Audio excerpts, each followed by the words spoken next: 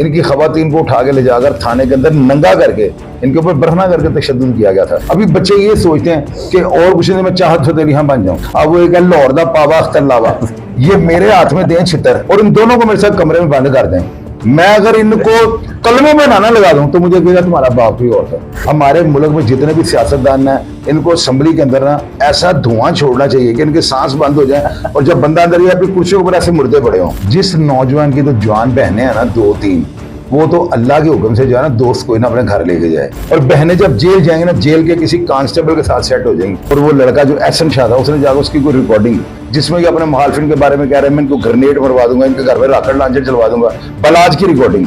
वो एहसन शाह ने जाकर तीफी बट को सुनाया कि इमरान रियाज ताहिर आगे साफल करेगा। मैंने कहा था ये बंदा मर भी जाएगा ना तो बात नहीं आएगा। तो थ्रेट्स वगैरह यानी कि आपको आते हैं? तो मैं आगे से पता क्या करता हूँ, मैं कहता हूँ पहले अपनी माँ से अपने असल बाप का नाम पूछो जाके। मुझे एक फोन कॉल करो, चोई साहब ताड़ी जरूरत है, मैं आपके घर आ जाऊँ, मेरा समझ में आता तो रख लो, नहीं आता तो वापस भेज दो। हालांकि लाहौर का सबसे ताकतवर आदमी वो है, मैं हवा में ऐसे रख उड़ा दूंगा ऐसे। जुआ तो इसके बाप को भी मैं नहीं करने दूंगा, मेरी इसके साथ जो है अल्लाह के हुक्म से साथ एक बन जाए। लोग कहते हैं और बंदे का पुत्र बन के मुनासिब शाही समझ लेता है। ये पहली लड़ाई पुलिस ने लगवाई, दादा पुलिस ने मरवाया है। जेलों के अंदर पहले तो जो था ना, पहले तो अब यूं कह लें कि जेलें नहीं थी, वो बदमाशों को जो है ना उनका इंस्टीट्यूट था। तो वो FIR जो थी ना वो बड़े शरारती हैं आप। तो मेरे जो शाहिद चौधरी ऑफिशियल पे जो प्रोग्राम बने हुए ना, इनको पाकिस्तान PTV पे चलाना शुरू कर दें। ये वो होते थे जो बंदों को चीरू पाड़े करके उनको दरियाओं में फेंक देते थे। मैं वो बंदा हूँ जो 2-2 लगा के फिरता है और लाइसेंसी। हेलो अस्सलाम वालेकुम, मेरा नाम मुर्शिद हसन है और आप देख रहे हैं ई-कॉमर्स पॉडकास्ट। आज के हमारे जो मेहमान हैं वो बड़े स्पेशल गेस्ट हैं। अगर पाकिस्तान में बात की जाए क्रिमिनल एक्टिविटीज़ की, अंडरवर्ल्ड डॉन की, या पाकिस्तान में ऐसी बात की जाए जिसमें इनका एक अपना एक नज़रिया है, एक अपना एक एनालिसिस है, सो यकीनन आजकल जो बहुत ज़्यादा इनके यूट्यूब पे जो हैं वो आप वायरल भी हो रही हैं चीज़ें और देख भी रहे हैं, ख़ासतौर पर जो करंट अभी सिनेरियो में वाक़यात पेश आए हैं। यानी कि मैं बात कर रहा हूँ शाहिद चौधरी साहब की। अस्सलाम वालेकुम सर। वालेकुम अस्सलाम भैया। सर आपका बहुत बहुत शुक्रिया सबसे पहले कि आपने टाइम दिया। और कोई इशू नहीं है, जितना मर्जी टाइम ले, सारा टाइम ही आपका है। जज़ाकल्लाह सर, बहुत शुक्रिया। सर अगर बात की जाए क्रिमिनल एक्टिविटीज़ की, गैंग वॉर की, अंडरवर्ल्ड डॉन की, तो आपका एक ख़ास एनालिसिस रहता है इसमें, आपका एक अपना पॉइंट ऑफ व्यू। आप ये सारे जानते कैसे हैं, आपका पीछे बैकग्राउंड क्या है इसके मामले में? एक आम बंदा तो नहीं कर सकता ये सारा एनालिसिस। पिछली सारी जिंदगी जो मेरी है ना, इसी छप्पड़ में नहाता रहा हूँ मैं। अच्छा। जिसको लोग जो है ना अंडरवर्ल्ड कहते हैं, जो लोग जिस लैंग्वेज से भी जो लफ्ज़ इस्तेमाल करें मुझे वो सूट करता है, कोई इतना मैं बुरा नहीं मानता हूँ। ये दरअसल कुछ इस तरह से हुआ कि मेरी फैमिली बैकग्राउंड जो है ना, मेरे बड़े मामला दुश्मनी कुछ इस तरह की छोटी उम्र में पड़ गई, भाई कत्ल हो गया, वालिद कत्ल हो गया, तो ये मामला जो है ना मुझे ट्रैक से उतरना पड़ गया। जाहिर है कि मैं कॉन्शियस भी था, अपनी जान को भी बचाना था। वालिद जो एडवोकेट और सीनियर जो कानूनदान थे, उनका मर्डर हो जाना बेटे की पैरवी से, तो उसके बाद मेरा मुद्दई बन जाना, अपने आप को सिक्योर रखना, कारोबार करना, बड़ा बंदा ना हो जाता है कि दुकान पे भी बैठे हैं म्यूजिक सेंटर पे और साथ वालिद के कत्ल की पैरवी भी कर रही हैं। दुश्मन बड़े ताकतवर थे, तो वो फिर जो है ना, मैं ज़ाहिर है कि बंदा उस तरह की कंपनी बनाता है ना कि बंदे को पता होता है कि मैंने बदला लेना है, तो बंदा डेफिनेटली फिर उसी तरह के स्टूडेंट्स दोस्त होते थे, रईस कालिया वगैरह, असदप्रीत छोटे भाइयों की तरह था, और काफ़ी ऐसे दोस्त और भाई थे, उनके साथ टाइम पास होना शुरू हो गया। फिर मैं बदला लेके जेल चले जाता हूँ। जब मैं 1996 में बाहर आता हूँ तो ज़ाहिर है मुझे इमाम मस्जिद तो मिलने नहीं आने थे। वही लोग जो जेलों में मेरे साथ रहे उन्होंने आना था। तो फिर इस तरह जो है ना, फिर जब वो लोग आते थे उनके साथ मसाला गार्ड होते थे, तो देखने वाले लोग यही समझते थे कि ये क्रिमिनल हैं। हालांकि क्रिमिनल जो होता है ना, वो बंदा होता है जो कोई मनशियात बेचे, जो कोई जुए करवाए, कोई रंडीबाजी करे, कोई इस तरह के अड्डे जिसे बना रखे हों। तो मेरे ऊपर केसेस जो है ना वो अजीबो गरीब किस्म का, पता नहीं कैसे कैसी दफा दूर भी लगी हैं। लेकिन मैंने कभी जो है ना ये नहीं कहा कि मेरे ऊपर वो क्यों दफा लग गई हैं। मैंने केस को जो फॉलो किया इंटरमली, केस पूरा जो है उसको मैंने परसू किया। मैंने एंड तक 2 साल 1.5 साल उसकी तारीखें भुगती और अल्लाह ताला ने मुझे बाइज़्ज़त बरी कर दिया। लोग जो है ना ये समझते हैं कि जो बंदा बदला ले लेता है ना, वो लोग उसको भी क्रिमिनल कहना शुरू कर देते हैं। तो फिर इस पॉइंट ऑफ व्यू से उसके बाद आपको पता किसी फंक्शन पे चले जाते लोग झिंगा लाला पीछे लगा देते हैं, तो वही चीज़ें लोगों के ज़हन में आता है कि ये लोग अंडरवर्ल्ड है। हालांकि अंडरवर्ल्ड का क्या काम है, अंडरवर्ल्ड तो वो है ना मुझे ढूंढ रहा है, मैं आपको मिलूँ ना। हाँ। आपने कहा जी पॉडकास्ट, मैंने कहा ये आप आ जाएं, तो फिर मैं अंडरवर्ल्ड तो ना किसी अंडरवर्ल्ड के बंदे का काम ही नहीं है कोई स्क्रीन पे है। डेफिनेटली सही हो गया। अच्छा सर, ये अभी रिसेंटली जो एक अफसोसनाक वाक़या पेश आया है, बलाज की जो मर्डर भी हो गया, इसमें भी आपका एक एनालिसिस उसमें रहा है। ये 3 नस्ल तक इनकी तकरीबन दुश्मनी चली गई। ये ऐसा है क्या इसके अंदर कि ये दुश्मनी ख़त्म होने का नाम नहीं ले रही, नस्लें ख़त्म हो रही हैं? ये लोग जो थे ना, इनके जो अबाव अजदाद थे ना, परदादा वगैरह, वो ब्लैक का काम करते थे। उनका ना हिंदुस्तान के अंदर जो है ना बॉर्डर क्रॉसिंग वाले बड़े बंदे इनके पास होते थे, तो कोई चांदी वगैरह कोई इधर से उधर और उधर का माल इधर, इस तरह का इनका सेटअप था। उस वजह से जो है ना, जो उस दौर के पुलिस अफसरान थे जो 80 की दहाई में, चौधरी सदीक, सुल्तान गाड़ा, ये बड़े बड़े तगड़े पुलिस ऑफिसर थे। अच्छा। ये वो थे जो बंदों को चीरू पाड़े करके इनको दरियाओं में फेंक देते थे। ये वो उन अफसरान के मैं आपको नाम बता रहा हूँ। उन अफसरान ने जब ये देखा ना इनकी किसी बंदे के साथ दुश्मनी बढ़ी, वो हनीफा वगैरह गैंग के साथ कोई झगड़ा हुआ है, तो इन्होंने सुलह कर ली। इनका जो दादा था ना बिल्ला ट्रकों वाला, उसने सुलह कर ली। जब इन पुलिस अफसरान को पता लगता है कि इसने सुलह कर ली है, तो अब हम लोग जो है शशकले हमारे कहाँ से पूरे होंगे। जाहिर है कि बैठकें खुली रहेंगी, डेरे पखे रहेंगे, बारबेक्यू की गिट्टियां लग रही हैं, बोन फायर हो रहा है, तो फिर ही पुलिस वालों को आना जाना लगा रहेगा ना।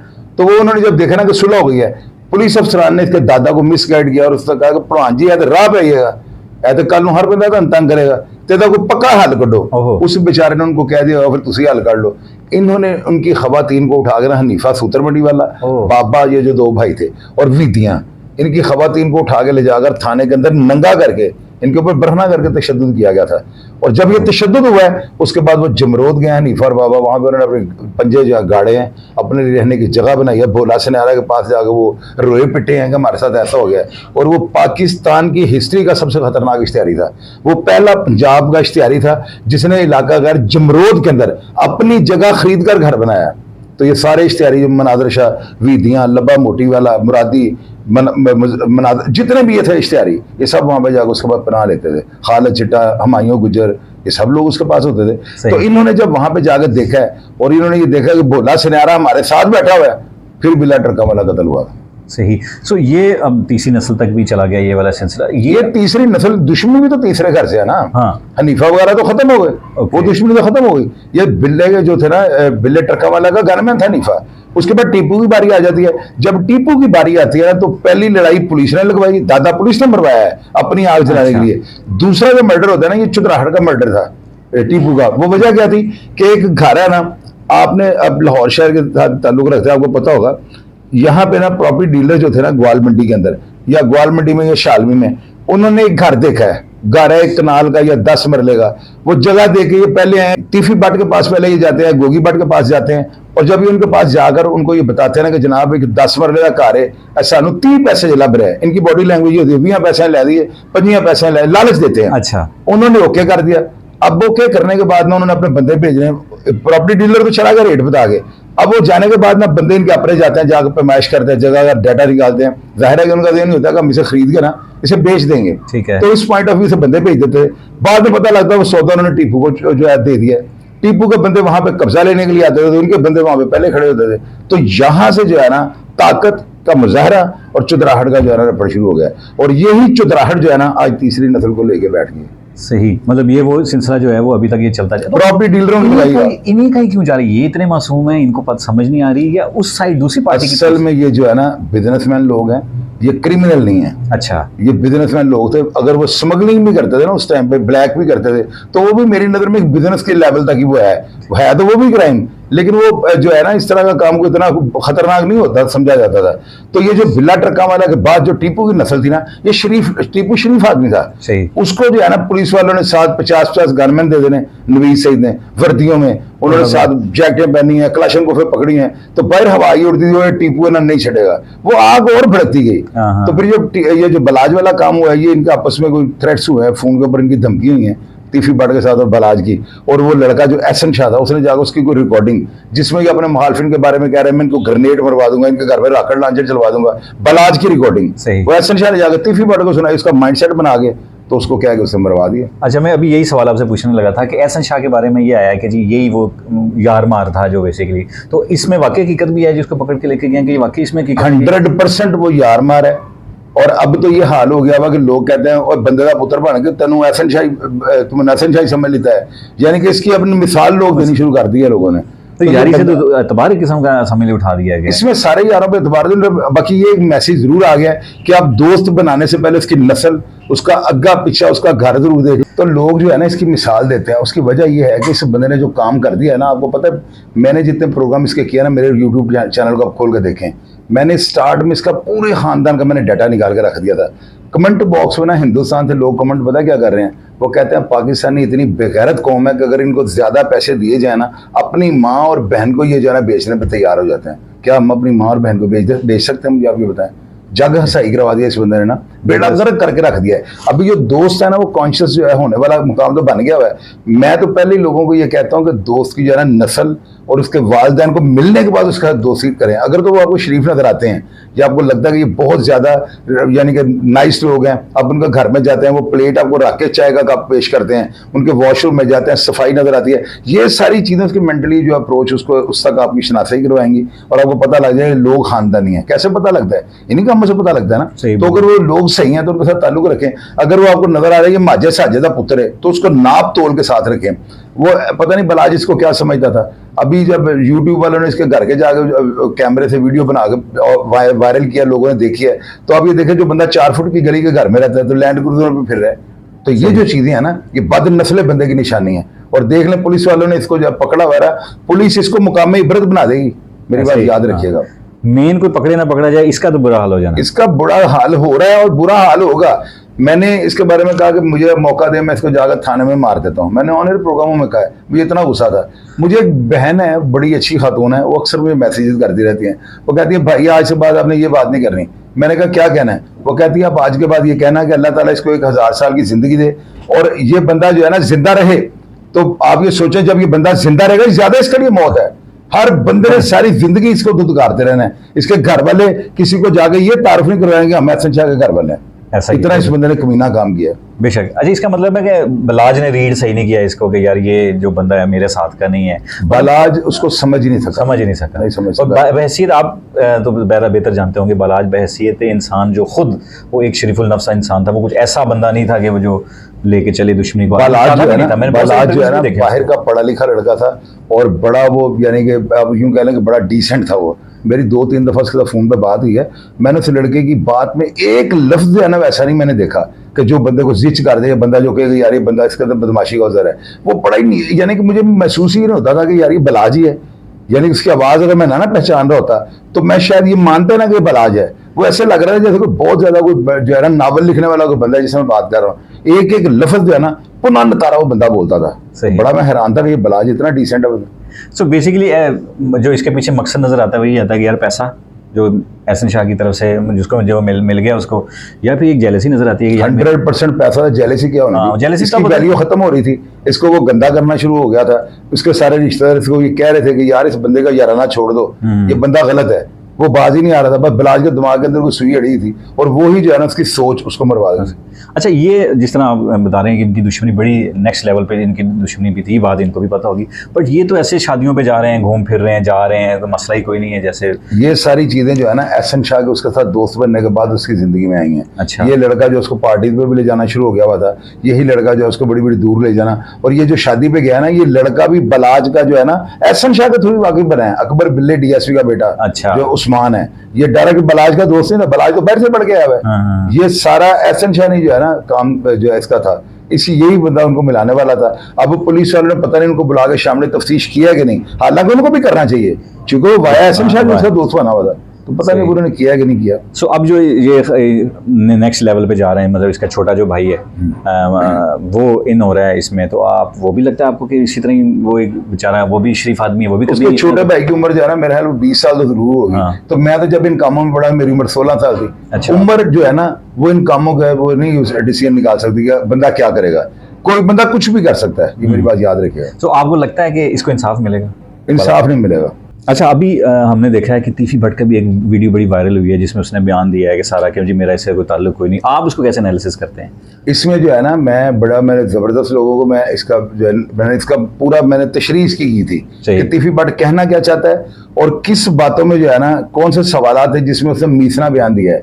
अभी जो इरफान मलिक उसका इंटरव्यू कर रहा है, मुझे ज़राए ने कहा कि उसने 50,000 रुपये जो है ना किसी बंदे के वाय से उससे लिया था तीफी भट्ट से। अच्छा, कि तुमने मुझे ये सवाल करने हैं। लेकिन जब मैंने इंटरव्यू देखा ना तो ये इंटरव्यू पता किस तरह हुआ है, तीफी भट्ट से जो है ना वीडियो मंगवाई गई हैं सवाल लिख के ना कि आप इस सवाल का जवाब दे दें, वीडियोस मंगवाई गई हैं और उन वीडियोस के मुताबिक सवाल तैयार किए गए हैं और इस काम का जो है ना इरफान मलिक ने 50,000 रुपये जो है ना लिया। ये मेरे पास बड़ी कंफर्म खबर है, ये वो खबर नहीं है जो मैं किसी पर इल्जाम लगा रहा हूँ, और मेरे पास सामने है ना, आगे बात करें तो मैं सब बताऊंगा किस बंदे ने से 50,000 रुपये दिया इंटरव्यू का। अच्छा, तो यानी कि ये इंटरव्यू अलग कहीं और कंडक्ट हुआ है और सवाल कहीं और बनाएंगे, वीडियोस मंगवाई गई हैं वहां से ना, यानी सवाल में भेजा ना कि वीडियो बयान बना दें तो वीडियो बयान में आगे भेजेंगे। जब बयान आ गया ना उनमें कोई फर्क था तो उस मुताबिक जो है ना उसने सवाल तैयार किया। 50,000 रुपये आपको बता रहे थे जेब में डाला है, और जिस बंदे ने दिए हैं मैं उसको भी जानता हूँ। इरफान मलिक मेरे से बात करे, मैं भी बता दूंगा उसको किससे 50,000 रुपये दिए, वो मुकर के दिखाया हमला मुझे। अच्छा, कोई भी क्रिमिनल एक्टिविटी है किसी भी, क्या पुलिस की सपोर्ट के बगैर हो सकती है? पुलिस को देखे, मेरी बात सुने, ये क्राइम पे डिपेंड करता है। अब आप किसी को कत्ल करने लगा तो मुतलका पुलिस को जाकर पैसे देंगे। जुआ जो होता है ना, ये पुलिस की मिली भगत से नहीं हो सकता। लेकिन अगर हो रहा है और आप देखें 3, 4, 5 हफ्ते से हो रहा है, फिर पुलिस ऐड है, पुलिस जो है मिली है साथ। लेकिन अगर एक जुआ होता है आज यहाँ पे, कल मिसरी शाह, परसों बदामी बाग, तो वो जुआ पुलिस की सेटिंग से नहीं होता। और हम लोग फौरी तौर पर फतवा पुलिस पे डाल देते हैं, पुलिस करवा रही है। अभी एक जुआ लाहौर में हो रहा है मियाँ विकी का, कभी वो चूंग ले जाता है। पिछले दिन मैंने वहां पे ऐसा जो नासिर मीद है, मैंने उनको फोन किया, मैंने कहा आपके इलाके में जुआ हो रहा है। उन्होंने कहा चोई साहब अगर ये मेरे हाथ आ गया तो मैं इनकी चमड़ी उतार के रख दूंगा। उन्होंने इलाके में गश्त बढ़ाया था, ये वहां से इलाका छोड़ गए, घूम फिर के। अभी पिछले दिनों बदामी बाग इनका जो है ना जुआ हो रहा था बहुत बड़ा, पुलिस ने रेड किया। वहां पे इनका जो सोटी में बैठने वाला पप्पू लड़का था, उसने छलांग मारी, उसकी टांगे टूट गई। करोड़ों रुपए, अरबों रुपए की हारजीत वहां पे होती है। वो जगह बदल बदल के लाहौर में जुआ करवा रहा है, तो उसके बारे में बात करता हूँ। लेकिन वो एक जगह पे नहीं बैठा हुआ, मैं कैसे उसको क्या करूँ? जुआ तो इसके बाप को भी मैं नहीं करने दूंगा, मेरी इसके साथ जो है अल्लाह के हुक्म से 7 एक बन जाए। अगर मैं जब तक मैं जिंदा हूं, मैं इसको जुआ नहीं लाहौर में करवाने दूंगा। हालांकि लाहौर का सबसे ताकतवर आदमी हुआ है, मैं हवा में ऐसे रख उड़ा दूंगा इसे। मुझे क्या लगा उसकी ताकत के साथ, मैं नहीं मानता इन चीजों को, ये बात याद रखिएगा।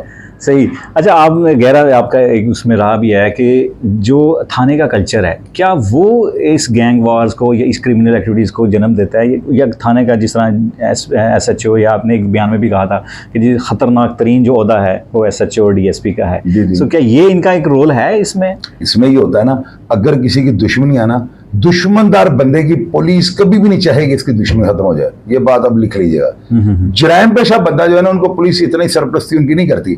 दुश्मनदार की इसलिए कर देती ना, एज होता है कि ये सियासतदान फलाने फलाने के पीछे दुश्मनदार हैं, इस साल में पुलिस उनके साथ जो है ना सेट रहती है, और वहां पे पुलिस कभी भी नहीं चाहेगी कि इनकी दुश्मनी खत्म हो जाए। और यही दुश्मनी है कि डेरे पखे रहते हैं, इश्तिहारी आ रहे हैं जा रहे हैं, फिर यही लोग जो है ना क्राइम करते हैं ना। तो डेरेदारी और दुश्मनदारी जो है ना, ये सबसे ज्यादा खतरनाक है। जहां पे दुश्मनी हो ना, वहां पे समझ ले क्राइम जरूर होगा कोई ना कोई। अगर वो नहीं कर रहा डेरेदार, जिसकी दुश्मनी है, उसके पास जो गनमैन है वो मंशियात बेच रहे हैं, अगर वो नहीं बेच रहे तो उनके डेरे पे कोई ऐसा बंदा बैठा हुआ जो उनकी आड़ में जो है ना बंदा वो मंशियात का काम कर रहा है, तो नाम उस डेरेदार का आता है। जहां पे दुश्मनी या ये अंगीठियां पकी हुई हैं, बारबेक्यू चल रहे हैं, लोग आ रहे हैं जा रहे हैं, वो जगह क्राइम के बगैर हो ही नहीं सकता। जब चल जाए वो लोग चला ही नहीं सकते, कैसे खर्चा सारे उठाएंगे, ये चीज। सही सही। अच्छा, आप खुद भी रहे हैं जेल में, आपने टाइम भी स्पेंड किया है, तो वहाँ का क्या इन्वायरमेंट है? वहाँ पे कोई अगर बंदा ऐसा चला जाए तो वो वहाँ का ऐसा इन्वायरमेंट है कि उसको दोबारा से नई जिंदगी शुरू करने का मौका मिल सकता है? जेलों के अंदर पहले तो जो था ना, पहले तो अब यूं कह लें कि जेलें नहीं थी, वो बदमाशों को जो है ना उनका इंस्टीट्यूट था, वो उनकी नर्सरी होती थी। वहां पे आप क्राइम करते हुए अगर कोई गलती कर गए ना, तो उस वक्त की जेल और जो सुपरिटेंडेंट और जमला होता था ना, वो आपको मजीद बेहतरीन क्रिमिनल बना के बाहर भेजता था। लेकिन अभी जो है ना, फारूक नजीर IG पंजाब लगे हुए हैं, इन्होंने जेलों का सारा जो है ना सारा निज़ाम चेंज करके रख दिया है। सुपरिटेंडेंट वो लगाए हुए हैं, डिप्टी वो लगाए हुए हैं कि जेलों के अंदर अब अगर पहले वाले आज से 10-15 साल पहले वाली चीज़ों को मुआवजा किया जाए ना, तो अब भी जेलें जो है ना तकरीबन इतनी, यानी कि वो इतनी तरतीब के साथ सारा कुछ उन्होंने मेंटेन किया हुआ है कि बंदा आगे क्राइम करने के बारे में जो है नहीं सोचेगा। ये जानवन आपको बता रहा हूँ, अभी हालात चेंज है। पहले तो बंदा बाहर आने वाला जो था सोचता था मैं बाहर आ गया ना, मैं बड़ा क्राइम करके अंदर जाऊंगा। जेलों के अंदर माहौल बड़े खुले होते थे, तो अभी तो बैरक बंदी हैं। अभी तो जो बंदा अंदर जाता है ना, वो जेन्युइन जेल में क्या होता है, ये मेरी बात याद रखिएगा। और यही चीज जो है इंसान को सीधे रास्ते पे चढ़ाती है। सही हो गया। अच्छा, अभी आप देखते हैं कि लाहौर खुदा न खास्ता गैंग वॉर की तरफ जा रहा है। नहीं, गैंग वॉर की तरफ नहीं जाएगा। इतने इतने बड़े डशकरे पुलिस अफसर जो चीरू पाड़ा करने के लोगों को पोस्टमार्टम करते हैं ना, ये चीरू पाड़ा करने वाली फोर्स लगी है, ये नहीं छोड़ेंगे। कोई बंदा अगर गैंग वॉर, किसी को शौक है कि मैं गैंग वॉर जो है ना मैं करनी चाहता हूँ, गैंग वॉर का हिस्सा बनना चाहता हूँ, तो अपनी बहन भाइयों को जो है ना फूलन देवी बना ले, झांसी की रानी बना ले, लैला खालिद बना ले, एक भाई जो उसको मोहम्मद हट डाकू बना ले, एक गब्बर सिंह बना ले, और एक आबद बॉक्सर एक नवीज सईद भी बीच में छोड़े, ताकि बच्चों को जो प्रेशर है पुलिस मार देती है। आजकल गैंगस्टर वगैरह नहीं, पुलिस बनने देगी। बड़े तकड़े पुलिस ऑफिसर लगे हुए हैं लाहौर में। अच्छा, ये पिछली अगर जिस तरह हमने बात की आबिद बॉक्सर वगैरह इन सब की, तो ये बड़े मशहूर हुए हैं इसमें पुलिस मुकाबले में, तो क्या गैंग वॉर का या गैंगस्टर का इलाज यही है? जितने भी लोग क्रिमिनल हैं, जो शूटर टाइप हैं, जो डकैत हैं, जो बाज ही नहीं आते, जिनके रिकॉर्ड हैं, यानी कि आपको उनका रिकॉर्ड निकालना तो 20-20, 25-25 डकैती हैं, 5-5, 10-10 कत्ल हैं, ये लोग तो वाजिबुल कत्ल है ना। ये तो मैं जेन्युइन आपको बता रहा हूँ, झूठ वाली बात है। एक बंदे पे 8, 10, 12 मर्डर हैं, वो जिंदा नहीं है, मुझे ये बताएं। सही है। वो बंदा जो है उसको तो कब्र में जाना चाहिए, और अगर पुलिस वाले वहां पे भिजवा देते हैं तो जिम्मेदार तो वो है ना। अगर वो नाजायज किसी को कत्ल करेंगे वो आपका ही, हमारा कुछ लगता तो नहीं। तो अगर जिम्मेदार वो हैं तो उन्होंने तो अपने हद की पासदारी की है ना, जो उन्होंने हलफ दिया था कि जी हम जो है ना हर आहनी से आहनी हाथ से निपटेंगे, हर दीवार को जो है ना उखाड़ के फेंक देंगे और शहरियों को तोहफत फराहम करेंगे। वो तो अपने हद की पासदारी कर रहे हैं। तो हम लोग कहते हैं जली पुलिस मुकाबला है। हमारे जो लाहौर के लोग हैं ना, बिगड़े तिगड़े लोग हैं, लाहौर शहर में पुलिस मुकाबले के अलावा दूसरा हल ही कोई नहीं। सब झूठ है, मैं नहीं मानता हूँ। मतलब ये अदालतें और ये सारी इस तरफ जो ज्यादा अदालतें क्या दे रही हैं? अदालतें अभी एहसन शाह के ऊपर 1000 टन बारूद डाल दें, वो तो पुलिस करेगी नहीं, क्योंकि उसका जुर्म के मुताबिक सजा देनी है। जो मर्जी कर लें, ये कोर्ट में जाकर कोर्ट इसको रिलीफ दे देगी। तो क्या करेंगे फिर आप? पुलिस भी फिर आके जाती है कि यार हम इतनी मेहनत करते हैं, इसको मारते हैं, पिटते हैं, डंडे मारते हैं, पता नहीं क्या क्या रिटें करवाते हैं कि साडा मुंडा मार छड़े, इंज करता है। हर चीज को फेस करते हैं। वो बेचारे जेल भेजते हैं, 10 दिन में बाहर आकर फोन करता है, मामा की कर लेते हैं मेरा। हमारे यहाँ पे ये कल्चर है। तो यहाँ पे बस यही है कि अगर एक दो बेगुनाह भी मरते हैं ना तो कोई बात नहीं, आई डोंट केयर, मुझे इस चीज की कोई परवाह नहीं, मुझे अमन चाहिए। सही हो गया। अच्छा, कोई भी गैंगस्टर है, उसके पीछे कोई पॉलिटिकल हाथ होना जरूरी है, उसके बगैर नहीं बन सकता ऐसा? गैंगस्टर के पीछे तो कोई भी पॉलिटिकल हाथ नहीं हो सकता। एक बंदे को पता है कि ये डिगेद है, उसके पीछे मैंने नहीं देखा कभी कोई पॉलिटिकल हाथ हो। ये जो दुश्मनदार है ना, ये इनके पॉलिटिकल लोगों के साथ ताल्लुकात होते हैं, और ये सबसे बड़ी बुराई है। यही चीजें तो जो है ना, मैं यहाँ पे किसी पॉलिश करने वाले कहते जा फलाने बंदे को मारा, वो भी जाकर मारेगा, क्योंकि उसने मेरी ताकत देख ली है। सियासतदान आ रहे हैं, जा रहे हैं, मैं सियासतदानों के सामने बैठा चौड़े हाँ बन के, मेरी राइफलें, गनमैन, यूं सब कुछ वो देख रहे हैं। यही चीजें गरीब आदमी को शूटर बना देती हैं। ये शूटर जो मुजफ्फर हुसैन था, ये तीफी बट का शशकला दे के चला गया ना वहां पे मारने। और तीफी बट कितना प्लानर है, जो अभी तक इन्वेस्टिगेशन हो रही है उसके मुताबिक उसने इसको भी वहां पे मरवा दिया। ये मौके पे और जिसने उसको मारा है, आगे उसको भी मारने के लिए टीम वहां पे खड़ी थी। वो इतने बड़े प्लानर है। तो यहाँ पे पुलिस क्या करेगी? पुलिस ने करवाया, पुलिस नहीं करवाती कभी भी ऐसे काम। ऐसा क्राइम जो कत्लो गारत के जिम्मे में है, ये शूटरों का कोई अटैक हो, ये पुलिस की मदद से नहीं हो सकता। कोई भी माई का लाल पुलिस ऑफिसर है जो ऐसे काम को जो है उसकी हिमायत कर दे। ये बात याद रखिएगा। सही। अच्छा, पाकिस्तान में एफआईआर दर्ज कराना, मतलब एफआईआर एक बुनियादी हक है, किसी भी फर्स्ट इन्वेस्टिगेशन रिपोर्ट है। यहाँ एफआईआर दर्ज कराना उतना ही मुश्किल और उतना ही आसान। अगर आपके पीछे कोई बंदा है तो आप एफआईआर जल्दी दर्ज करवा सकते हैं, कुछ भी अपने लिखवा सकते हैं, जाली भी करवा सकते हैं। लेकिन अगर आप असली है और आपके पीछे बंदा कोई नहीं है तो आप नहीं करवा सकते। ये कल्चर आप क्या समझते हैं? इसमें आप थोड़ी सी तरदीद करूँ मैं आपको सवाल की। जी। इसमें ये होता है कि अगर आप जाके कहें ना कि शाहिद महमूद ने मेरी डकैती की है, तो आप एक दफा कहेंगे सिर्फ तो आपकी दरखास्त लिखनी शुरू हो जाएगी कि शाहिद चौधरी ने डकैती किया, नामजद करवा रहे हैं ना। जब आप कहेंगे ना मुझे नामालूम बंदे लूट के ले गए हैं, तो पुलिस वाले एफआईआर नहीं काटेंगे। वो क्यों? ऊपर से अफसरों ने पूछा तेरे इलाके की डकैतियां हो रही हैं। अगर आप नामजद एफआईआर कटवाते हैं ना किसी भी जुर्म की, कटवाएं जाके 1 मिनट में काट देंगे। उसकी वजह यह है कि अज रात को शाहिद चौधरी ने चुकांगे, भोले घरों चुकांगे, तेरे को दिहाड़ी लावांगे, यानी फीस आई, रोटी आई। तो जो आप नामालूम एफआईआर कटवाएंगे ना, या कोई चेक के फ्रॉड में चले, या पुलिस वालों को पता है उधरों सिफारिशां इधरों, वो कबाहत महसूस करते हैं। जिस काम में रोजी रोटी मिलेगी ना, खुशबू आ रही हो कि खुशबू वाला केस है, वो एफआईआर 2 महीने से पहले कटती है। मैं पुलिस का कोई इतना टीसी करने वाला नहीं हूँ।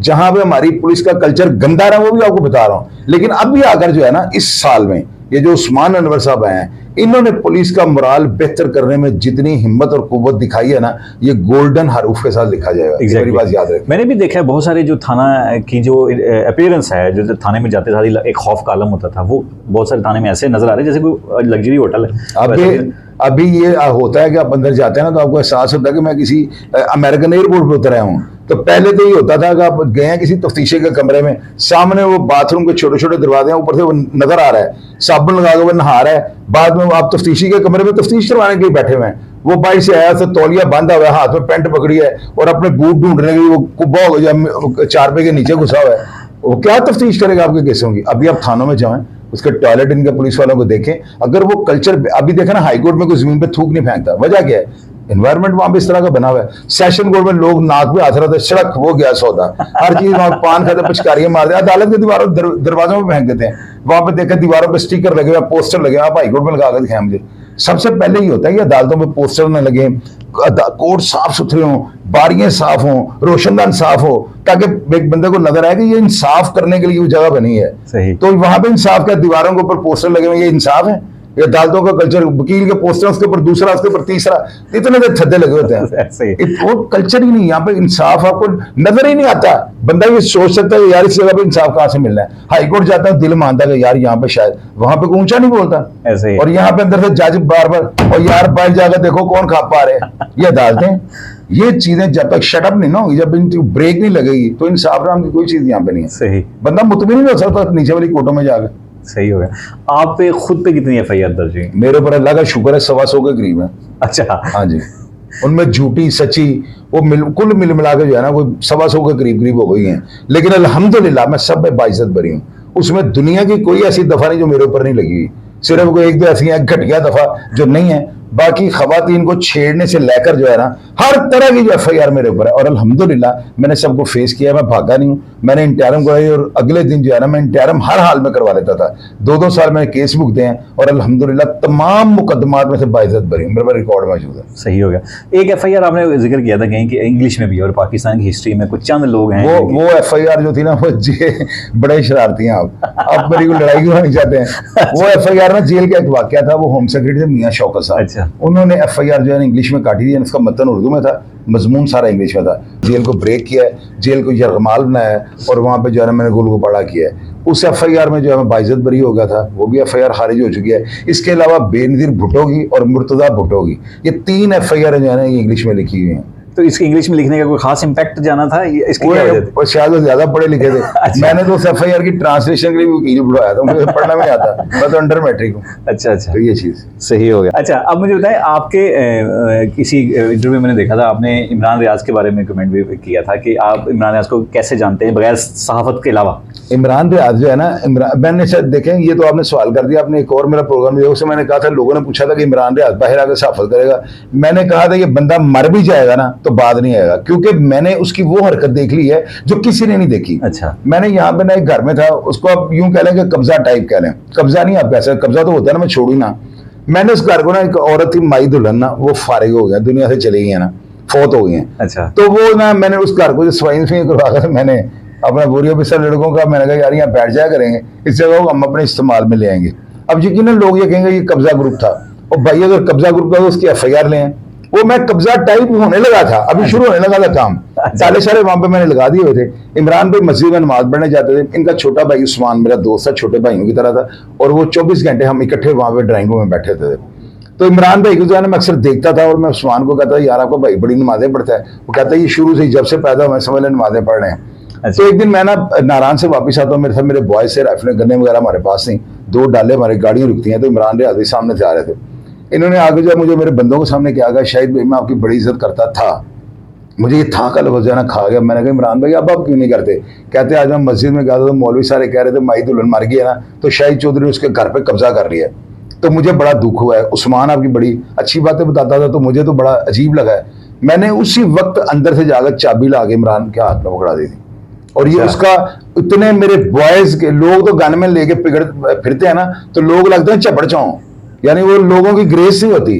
तो मैं तो जिस तरह के मेरे बॉयज के पास वेपन होते थे ना, मुझे को माई का लाल लाहौर शहर में ऐसी नुमाइश करके दिखाया जो मैंने नुमाइशें की हैं। उजी से लेके इंट्राटेक, स्कॉर्पियन से लेके डैवो की जो 24-25 कारतूसों वाली जो राइफल है, वो मेरे बॉयज के पास हथियार होते थे। और इस तरह की गन्स और बॉयज देख के इतने डिसिप्लिन जो होते हैं, तो इस तरह की बात कर देना खालाजान का वाड़ा था। तो आज अगर वो बोल रहा है तो वही चीज है ना जो मैंने उसको पिटिशन कर दी थी। इमरान रियाज बहुत दिलेर आदमी है, हमारे ये सामने घर है, यानी कि यूं समझ ले कि मैं ऊंची बोलूँ तो उस घर में आवाज जाती है। यहाँ पे इमरान भाई सारे वो 8 साल वो यहाँ पे रह के गए हैं। अच्छा। 2004 या 5 में यहाँ से चले गए थे। दोबारा मौका मेरी जिंदगी में, तो कौन सी ऐसी चीज है जो आप कहेंगे यार ये नहीं करनी, ये नहीं करनी, ये नहीं करनी? मैं ये है कि मैंने जिंदगी में जो माजी अपना गुजारा हुआ है ना, ये बाई गॉड को मैं सच बताऊंगा, इसमें कोई 2 राय नहीं है। मैं उस वक्त को पछता रहा हूँ। सही। रोटी तो मैं वही है जो मैंने खानी है, मेरे मुकद्दर में लिखी हुई थी। ये जराइम से या क्राइम से या दुश्मनी की आड़ में जो भी बंदे करते हैं उनसे रोटी पूरी नहीं होती। मेरा 100 पूरा नहीं होता था। एक दिन मैंने दिल को समझाया, मैंने कहा यार तो कब्र में जाके भी पूरा नहीं होना। 7 साल हो गए 100 पूरा कर लिया हुआ है। और ये चीज जो है ना, एक चीज आपको बड़ी जबरदस्त बताता हूँ, गलत और 2 नंबर पैसा, ख्वाह वो किसी से जगह टैक्स लिया है, ख्वाह वो कोई पाउडर बेच के कमाया है, कोई मंशियात बेची है, कोई रंडीबाजी का पैसा है, जुए की कमाई है, बरकत नहीं होगी। मेरी बात याद रखिएगा। 5-5, 10-10 लाख रुपए अभी अगर एक एक दिन में कमाया ना, तो खूह की मिट्टी खूह में लग गई है, किसी और चक्कर में निकल गए हैं। लेकिन 7 साल से यकीन कीजिएगा, अगर 5,000 रुपए भी जेब में होता है ना, कितनी महंगाई है, वो भी खत्म नहीं होता। इतनी बरकत है इस काम में ना, मैं कभी भी वो काम नहीं करूंगा जो मैंने 2015 से पहले किए हैं। सही। मैं अगर मुझे दोबारा जिंदगी वो मिल क्या जाए, मूवमेंट थी जब आपने ये सोचा कि यार ये बस हुई? मूवमेंट ये थी, बड़ी लंबी बात हो जाएगी। मैंने एक प्रोग्राम किया हुआ है, मैंने बतखें और मुर्गियां इकट्ठी रख दी थी, अच्छा। उनमें बतखें भी रख दी थी और बड़े जानवर मैंने मिक्स कर दिए, उनके मैंने अंडे चेंज कर दिए, बच्चे निकले उनमें से ना, तो बच्चों को धागे बांध के ना, जो बतख के नीचे मुर्गी के नीचे बतख के, वो जिसमें से जो ब्रीड रखी है सब निकल आई है। ठीक है। अब बतख पानी में जाती है, मुर्गी पानी में नहीं जाती। ऊपर हमने बहुत मेरी 4 कनाल की, हमारे 3-3.5 कनाल की छत है, 4 घर हैं, पूरा राउंड अबाउट हमारे घर है। ऊपर हमने बहुत बड़े बड़े टब रखे हुए थे, तो वो बतखें जो बच्चे थे ना, वो पानी में चले जाते थे, तो उनकी माएँ जो मुर्गियां थी वो बाहर कूं कूं कर रही होती थी, यानी वो अंदर नहीं जाती थी, उनकी ब्रीड के वेंटी का सारा काम। तो जब मैंने ये चीज देखी ना, तो मैंने कहा इनका तो कोई फरिश्ते नहीं अल्लाह ताला ने रखे होते जो लिख रहे होते तुमने पानी में जाना है या नहीं जाना। बाई बर्थ ये चीजें इनको किसने सिखाई? मेरे जहन में उसी वक्त ये बात है कि अल्लाह ताला सब कुछ देख रहा है। उससे पहले मेरे जहन में ये होता था कि यार पता नहीं हम अंधेरा कर लेते हैं, शायद फरिश्तों को नजर ना आ रहा हो। बंदे के जहन में ये, बंदा गुनाह इसीलिए करता है ना, अगर बंदे को पता होगा मुझे कोई देख रहा है, फरिश्ते देख रहे हैं, तो बंदा कभी ये गुनाह ना करे। तो गुनाह कर जाते थे, जुर्म कर जाते थे, बुराई कर जाते थे, हर बुरे काम को अच्छाई समझ के कर जाते थे। ला इलाहा इल्लल्लाह मुहम्मद रसूलुल्लाह, जब मुझे ये एहसास हुआ ना कि ये परिंदे जो हैं, यानी कि छोटे छोटे 600-700 परिंदा था, यानी ब्रीड थी वो बच्चों की, माओ की, कोई मेरा 200-250 के करीब मेरे ऊपर मुर्गी और ये जानवर थे, मादियां जो थी। तो वो मैंने जब देख लिया तो मुझे खौफ आ गया। मैं, मेरा ख्याल है 1.5-2 दिन मुझे बुखार ही नहीं उतर रहा था। मेरे घर वाले कह रहे हैं कि इसको जिंदगी में बुखार नहीं चढ़ा, क्या हो गया? वो खौफ पड़ गया था कि यार मैंने वो काम किया, वो भी अल्लाह को पता होगा। वो पहले थोड़ा ना शैतान इन चीजों की तरफ नहीं जाने देता, तो बस वो जो चीज है उसमें बदल के रख दिया। अभी मैं जो है ना छोटी छोटी गलतियां कर जाता हूँ कि जो फरिश्ते जो है छितरोल पे भी हो जाए माफी मिल जाए, अगर की भी हो तो छितर छितर पड़े तो माफी हो जाए। वो काम ना करें कि जिसका आपको पता है कि मुझे बार बार जिंदा करके मारा जाएगा, वो काम ना करें आप। तो मैंने उनसे बिल्कुल परहेज कर दिया है। लेकिन वो जो दुनियादारी है ना, वो इसलिए नहीं छोड़ी कि वो सांप को कहा ना कि तुम डंगना छोड़ दो, तो लोगों ने मारना शुरू कर दिया। फिर सियाने ने उसको कहा पुत्र शूशा रखी, वो शूशा गई जो थोड़ी बहुत कोई गड़बड़, इधर का माल उधर या उधर का माल इधर, वो एक दायरे के हाथ में रह के जो है ना, वो अल्लाह का करम है कि मैंने अपने आप उसमें लाकर सांचे में डाल दिया हुआ और 100 पूरा हो गया हुआ। अच्छा, तो ये YouTube का ख्याल कैसे आ गया यार, इसमें मैं मोटिवेशंस बातें भी करूं, बिकॉज लोग आपको सुनते भी हैं उस हवाले से भी, ये ख्याल कैसे है? मेरा अखबार था रोजनामा महाज। अच्छा। खुरम पाशा मेरा छोटा भाई है, बहुत प्यारा मेरा भाई है, उसने मुझे इस ट्रैक पे चढ़ाया था। अखबार जो है ना, हमने उसका ABC भी करवा लिया। मैंने 4 कलर रोटरी मशीनें लगा ली। SM तकवीम, तनवीर अब्बास नकवी, नदीम जूनियर, खुरम पाशा, इनके वालिद साहब, ये सब हमारे स्टाफ में शामिल थे। यानी एडिटर थे इनके वालिद साहब, खुरम एडिटर था, उनके वालिद साहब चीफ एडिटर थे। तो मुझे खुरम भाई ने बहुत ज्यादा पॉलिश किया। यहाँ पे 150 का अमला यहाँ पे काम करता था इसी बिल्डिंग के अंदर। अच्छा। तो उसके बाद रोटरी मशीन, हमने एक नई बिल्डिंग खरीदी, वहां पे 4 कलर रोटरी मशीन। यहाँ अल जरीदा अलीम खान का, इंसाफ जुनेद सलीम साहब का, और बड़े बड़े अखबार यहाँ पे प्रिंट होते थे। उनकी अगर मशीनें खराब हुई यहाँ पे भेज देते। और जंग का रोजनामा इनकलाब जो दिन का अखबार था, अच्छा। तो हमारे पास यहाँ पे प्रिंट होता था। अच्छा। तो ये वो अखबार नहीं था जो बराए नाम था, करोड़ों रुपए की मेरी इन्वेस्टमेंट थी, वो फिर 2007 में मैंने छोड़ दिया। ये यूट्यूब चैनल तो बस मैं फेसबुक पे लोगों से प्यार करता, बातें करनी, वो करते करते कोरोना आ गया। कोरोना में जो है ना, मैंने सोचा कि यार लोगों को मसरूफ करूं। मैंने सवाल लिख के लगाने शुरू कर दिए कि जी जिस कैदी को फांसी देते हैं उसका वजन कितना होना चाहिए। लोगों ने मजाक उड़ाया, कई लोगों ने कहा इतना इतना। मैंने जब जवाब दिया उस वक्त तक 800-900 कमेंट्स हो चुके हुए थे। तो मैंने देखा लोग इतनी तवज्जो मुझे दे रहे हैं। अच्छा। ये चीजें जो है ना मुझे पेज पे ले आई और मुझे चैनल पे ले आई। आहिस्ता आहिस्ता जो है ना, मैं चबले मारता था पहले, कोई इधर की बात उधर की, जो मेरा स्टाइल था लाइफ का। लोगों ने मुझे चोइसा सिगरेट ना पियो, बुरा लग रहा है, मैंने यानी सिगरेट पी रहे साथ बातें सुना रहा हूँ। फिर कई लोग ऐसे ना कि साथ वो खा रहे हैं, दाल छल खा रहे हैं, चिप्स वगैरह खा रहे हैं, निम्को खा रहे हैं, ग्राई वाटर पी रहे हैं। लोगों ने मेरा चोइसा की चबला मारते हुए। फिर मैं इस तरह की बातें करते करते कई दफा ऐसे बात कर रहा हूँ और साथ ही नासर रहा, वो मुझे पता नहीं था क्या कर रहे हैं। लोगों ने जो है ना प्यार कर करके, लोगों ने मुझे जो है ना जिच नहीं किया। लोगों ने मेरा चोइसा गल बड़ी मजेदार नहीं, लेकिन जब बार बार ग्राई वाटर पीते हो ना, बहुत बुरा लगता है। हालांकि वो ऐसी चीज नहीं थी जिसे कलर से आपको कहेंगे ये क्या है क्या नहीं। तो बड़ी वो चबल्स जो है ना हम बीच में मिक्स कर जाते थे। आहिस्ता आहिस्ता लोगों ने मुझे पॉलिश किया। जो तो बात आपने थंबनेल भी डायरेक्शन दे रहे होते हैं कि थंबनेल भी मेरे मुताबिक ऐसे बनाना है आपने। यार वो इसलिए मैं कहता हूँ ना कि मुझे अब वो अच्छे नहीं लगते। कोई मुझे आप जाके लिख दें अंडरवर्ल्ड का डॉन, मैं आपसे लड़ूंगा। अब नफरत हो गई है। एक टाइम होता है, एक एज होती है आपकी। अभी कई लोग ये कहते हैं कि शाहिद चौधरी ना लोगों का कहता है मुझे डॉन लिखो है। और मुझे मेरी बात, मेरा अपना चैनल नहीं है, मैं अपने चैनल पे अपने आप को डॉन कहता रहूं? मैं नहीं कहता हूं। मैंने आपको सबसे पहले क्या कहा, जेन्युइनली आप बताइए मैंने क्या कहा? एग्जैक्टली आपने कहा कि हम मेरे के ऊपर कोई ऐसी बात ना लिखिएगा। अंदर आप मुझे ये भी पूछे चोई साहब फलाना काम कितनी दफा कीता है, मैं तो भी दस दिया, मैंने कहा कि नहीं जी, कहा? बिल्कुल ऐसा। तो बात तो ये होती है ना। सही।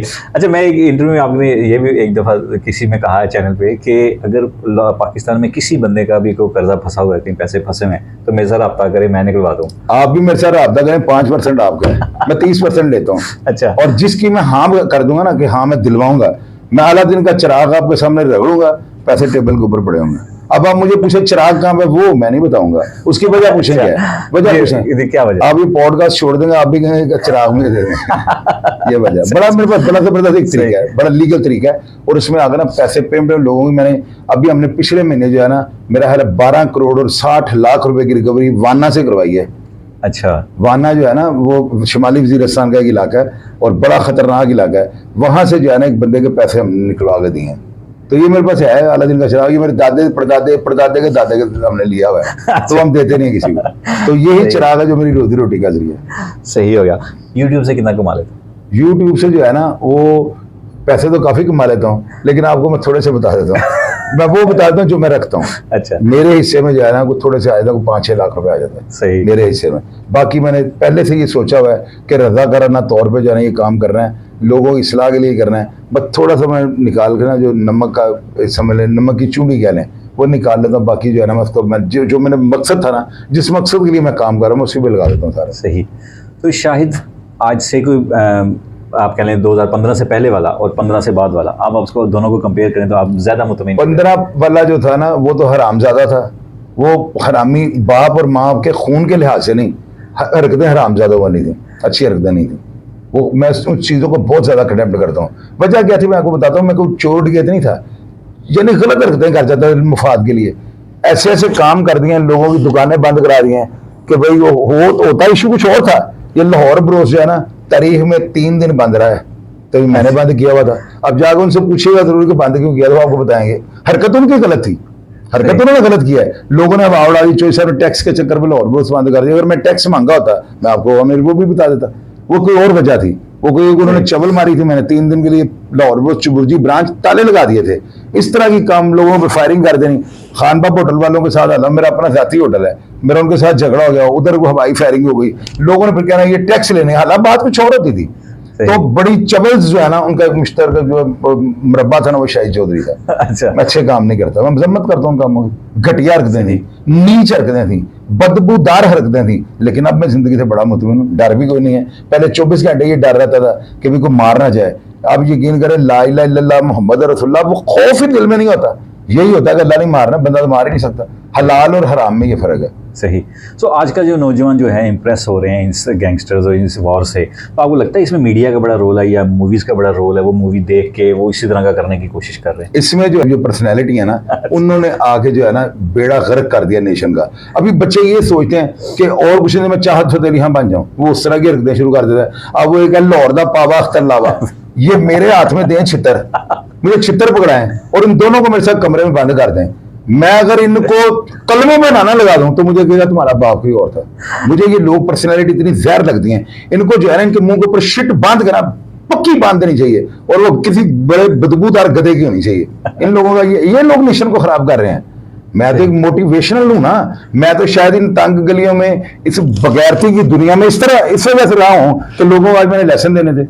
अगर मैंने ये चीजों के मुशाहिदे ना किए थे, आपने मुझसे टाइम लेना सर आपका पॉडकास्ट कर रहे हैं, मुझे ये बताएं। डेफिनेटली नहीं, मेरे पास कोई तजर्बा है, ऐसा ही कोई मंजर ऐसा देता हूं जो लोग सुनते हैं, तो इसलिए आप मेरे पास आए ना। बिल्कुल तो शायद अल्लाह ताला मुझे उन गलियों में इसी वजह से लेके गया था कि आज मैंने नेशन में एक पॉजिटिव रोल अदा करना था। इसकी शक्ल देखें चाहत फतेह अली खान की, ये ऐसे लगता है कि जैसे हकीकत में पॉपुलर होने की वजह नुसरत फतेह अली खान के साथ पर्सनैलिटी मिलती है। वो भी इतने अच्छे थे, गांधी टाइप थे। और ये लाहौर दा पावा किस तरह की चबले, लोग इसको घर बुलाते हैं, शेर छोड़ देते हैं। और मैंने एक दफा ना कोई बात ऐसे कर दी, इस बंदे ने जो मेरे बारे में अल्फाज कहे हैं ना, कभी ये बंदा किसी पार्टी में मुझे मिलेगा ना तो मैं इसके ऊपर शिट का एक ड्रम फिंगवाऊंगा, ये मेरी बात याद रखिएगा। उसको मेरा पता नहीं, मैं तो खुद बड़ा शुगली हूं, लेकिन ये बातें सारी ऑन एयर नहीं हो सकती। लोगों के सामने अगर मैं शुगल मजाक वाली हरकतें करूंगा ना, या इस तरह की मजाही हरकतें करूंगा, लोग संजीदगी से मेरा प्रोग्राम नहीं सुनेंगे। ऐसे ही। तो रही बात शरारतों की, शरारत करने के लिए मैं चाइना जाने के लिए तैयार हूं। ये जो दो किरदार हैं ये नेशन के इनको पकड़ के थानों में बंद करना चाहिए, इनकी पैंटें शलवारें नीचे करके इनको 250 छितर मारते जाना चाहिए, फिर देखिएगा अब नेशन सीधी हो जाएगी।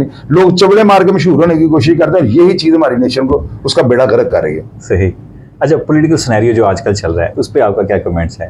पॉलिटिकल जो है ना मैं हूँ ना मैं पॉलिटिकल के ऊपर बात कर सकता हूँ, ये सियासी गुफ्तगू से मैं परहेज करता सही। हूँ। हमारे मुल्क में जितने भी सियासतदान हैं इनको असेंबली के अंदर ना ऐसा धुआं छोड़ना चाहिए कि इनके सांस बंद हो जाए और जब बंदा अंदर ये अपनी कुर्सी के ऊपर ऐसे मुर्दे पड़े हों।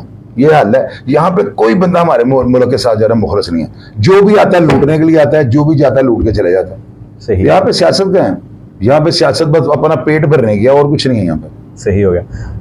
आप एक नौजवान को क्या मशवरा देते हैं कि कैसा उसको एक लाइफ को लेके चलना चाहिए? ज़ाहिर कोई भी बंदा ये नहीं सोचता कि मैंने बड़े होकर गैंगस्टर बनना है या फलानी चीज़ करनी है, कुछ ना कुछ वो करना चाहिए। आप क्या मशवरा देते हैं कि किस कंपनी से दूर रहे, क्या करे, खासतौर पे पेरेंट्स को भी? जिस नौजवान की तो जवान बहनें हैं ना 2-3, वो तो अल्लाह के हुक्म से जो है ना दोस्त कोई ना अपने घर लेके जाए, एक बात याद रखिएगा। दूसरी बात यह है अगर उसकी बहनें जो है ना शादी के काबिल हैं तो लड़ाई झगड़े के काम में कभी ना पड़े। अगर उसके माँ बाप बीमार हैं तो वो ऐसे कामों से अवॉइड करे कि उसको जेल जाना पड़ जाए। उसकी रीजन क्या है? माँ बाप बीमार होंगे तो बहनें जेल जाएंगी, और बहनें जब जेल जाएंगी ना जेल के किसी कांस्टेबल के साथ सेट हो जाएंगी। मेरी बात याद रखिएगा।